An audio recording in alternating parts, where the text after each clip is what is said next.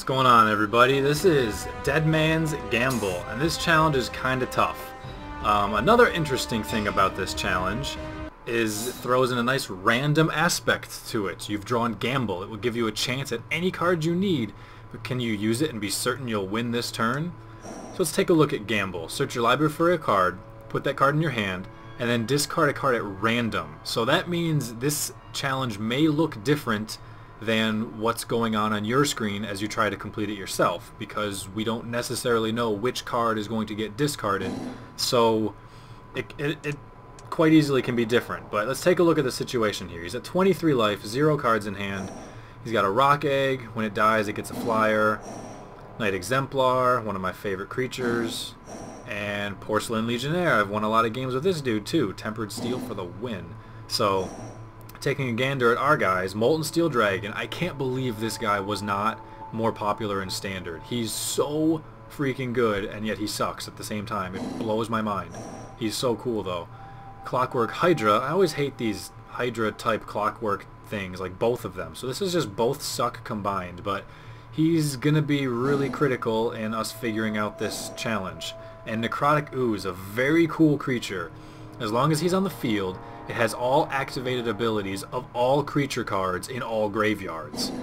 Activated abilities, stuff like this that has a colon or a tap symbol, and that has some sort of cost in order to activate the ability. So both of these guys have activated abilities, so if we can get ways to get them into the graveyard, this guy can get that ability too. But the challenge is named after Deadman's Gamble, so you gotta go with Gamble first and just see what our options are.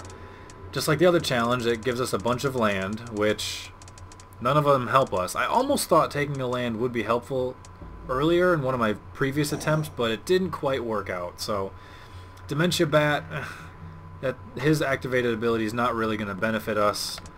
Steel Hellkite, his activated ability is really good, but we do still have the Dragon already for a very similar thing, and the chance of us drawing him and then having him be randomly discarded is pretty low too.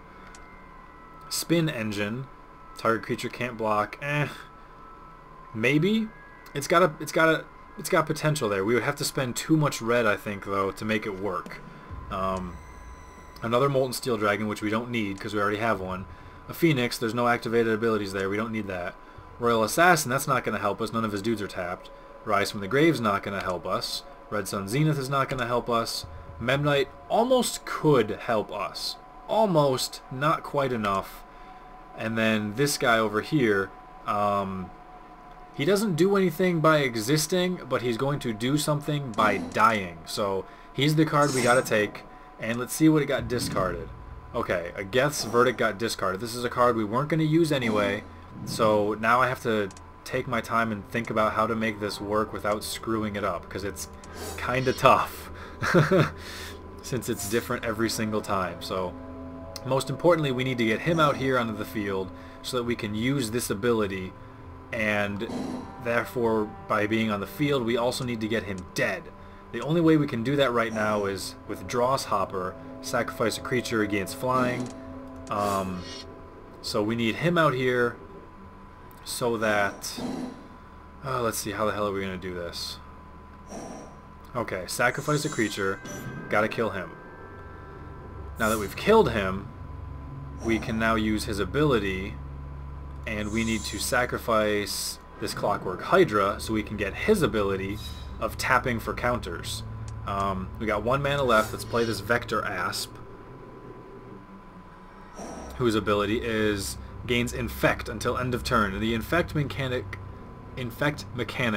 may be new to some of you guys. It's similar. It's very similar to the poison counter mechanic in the past, because now Infect deals poison counters to players, and what that means is if you get 10 poison counters, blah, blah, blah, blah, then the player is dead, regardless of their life total, and it'll deal X number of poison counters based on whatever his power is. So that means we need to deal 10 power worth of damage to the player with Infect in order to kill him. So that's definitely our strategy from all the way. There's no way we're going to get 23 life through 3 blockers. So now we're going to tap him to put a +1/+1 counter on, makes him a 6/5, and then we're going to use that random dude's ability, Grimgar, or whatever the hell it was, to sacrifice this Vector Asp, untap him, get a +1/+1 counter. Did I do this wrong? I think I did, because I can't give him Infect now.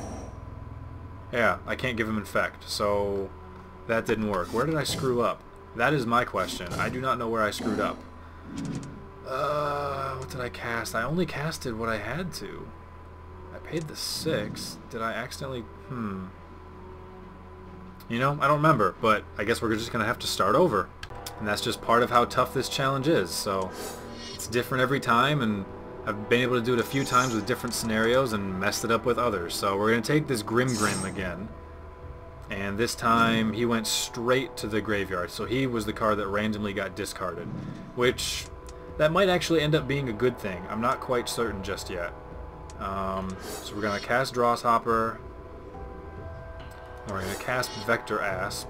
1, 2, 3, 4, 5. Huh. So maybe it was just the random discard just doesn't work that way and we had to try again. I'm not sure, because I had to cast him and had to cast all these guys. I think I had to cast all of them. You know, I'm not actually sure. I'll have to go back and look at that later. Anyway, so now that he's in the graveyard already, we need to sacrifice and immediately kill our Hydra so we can start tapping for counters. Because we got to get this guy up to at least 9. If we can get him up to 9, we can use Molten Steel's ability to pump him up the rest of the way. And actually we can even just do that a little bit quicker now. So we're going to sacrifice another creature, sacrifice the Molten Steel. We're going to tap him now for a counter. I still need to make sure I can give him flying. So what we're going to do is sacrifice the Drawshopper to untap him. There we go.